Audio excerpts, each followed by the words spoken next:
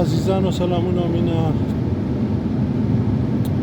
پوهېږم د اختر مخه ده او څوک په کورونو کې خپل مړي ژاړي او څوک خپل ورک شوي ژاړي، څوک خپل مسافر ژاړي او څوک خپله غریبي ژاړي، څوک خپل یتیمانو ته ژاړي او څوک بیا خپل اخترونه لمانځي او څوک بیا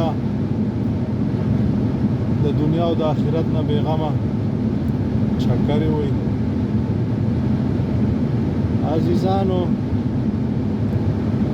په ټولنه کې چې تاسو څه ګورئ، دا هر څومره ناخوالې چې ګورئ،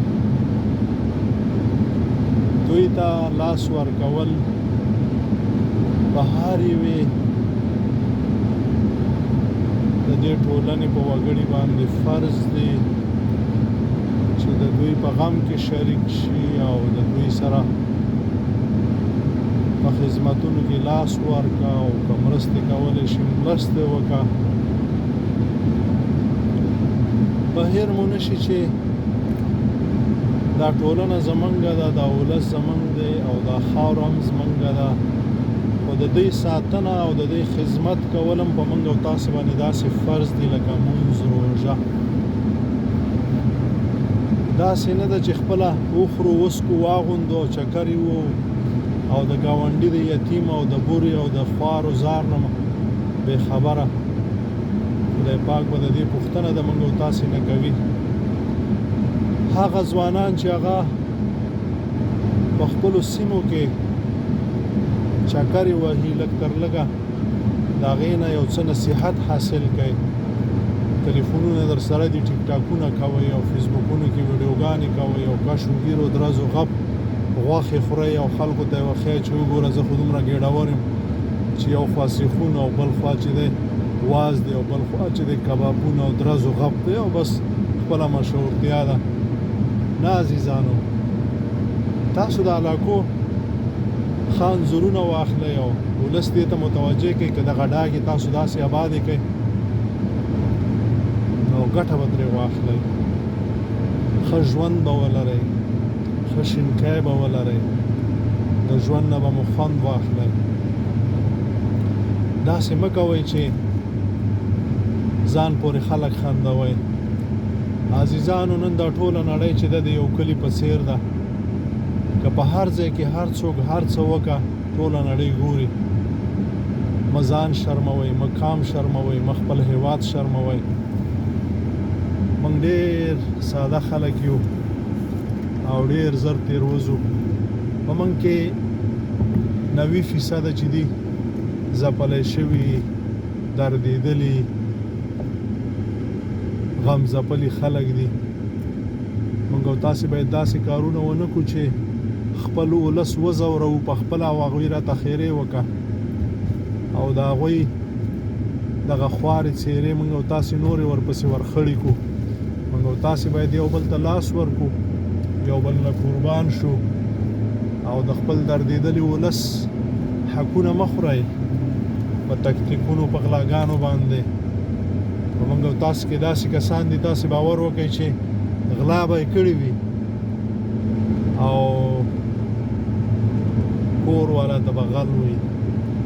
خپل مخ به سپینئ او د کور د چا نه چې غلا کړې وي د هغې مخ به تورئ. واقعات خو موږ او تاسې اورو. یو سړی و، یو چاته نه چرګه پټه کړې وه، خدای پر بیدار شوی و چې راوتلی ورته وایي چې وروره د یوه چرګه لرم، دا تا مانه پټه کړه. د چرګې خپې یا کولنګی چرګو خپې لاندې زانګي. دی قرآن و قسم وي زما دې کورنۍ ته وګوره داسې دیندار دی او زما دې کوارې ته او د سپینو جامو ته وګوره، زه به چرګه پټوم. دا سړی چې یا خدایه چې د ده قسمونو ته ګورم، د ده کورنۍ ته ګورم او د چرګې خپو ته ګورم او زما د کولنګي دي، حیران شم چې څه وکړم. نن په موږ او تاسې کې داسې کارونه کېږي چې څوک د شرم نه نشي ویلی. تاسې باور وکړئ چې په ما راغلي دي، په تاسو باندې راغلي، په زرګونو باندې به داسې واقعات راغلي وي. چې د خپله شرمه به څه نشي ویلی دا ځکه چې شرمېږي او نه غواړي چې نه هغوی وشرمي او نه ځان وشرمي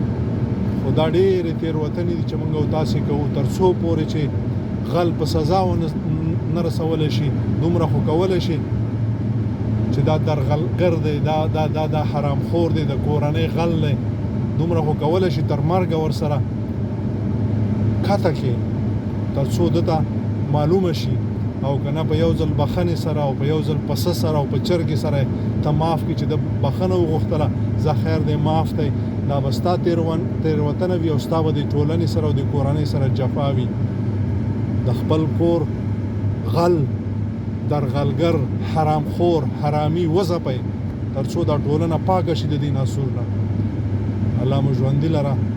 زه پوهېږم چې دا خبرې سختې دي خو تر څو چې موږ او تاسې داسې ونه کړو د خپل کور غل په خپله ونه ځپو نو دا ټولنه به موږ ته بددعا کوي خیرې به راته کوي او د مرګ نه وروسته به خدای پاک موږ او تاسې هلته هم شرمنده کوي ځکه چې موږ د غله ملاتړ کوو نو موږ د غله ملګري یو دا خبره مو پیر نشي موږ خو په بل باندې ډېر ښې ګوتې ږدو خو د کور حرامي زناکار شرابي کبابي غل بیا نو په هغې باندې مو سترګې مړې نیولې وي الله مو ژوندي لره آباد اوسئ لاسونه سره یو کړئ السلام علیکم ورحمت الله وبرکاته